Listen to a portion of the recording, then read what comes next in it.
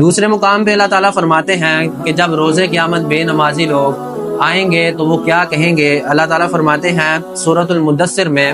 الا اصحاب الیمین، کہ جب دائیں ہاتھ والے لوگ جن کے دائیں ہاتھ میں نامہ اعمال پکڑائے جائیں گے،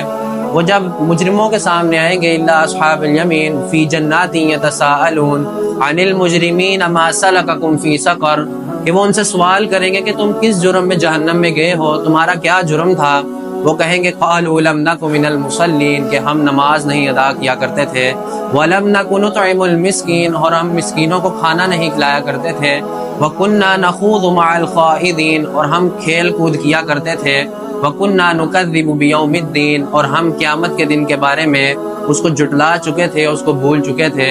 یعنی کہ اللہ تعالیٰ نے بات واضح کر دی ہے کہ چاہے غیر مسلم ہو چاہے مسلمان ہو،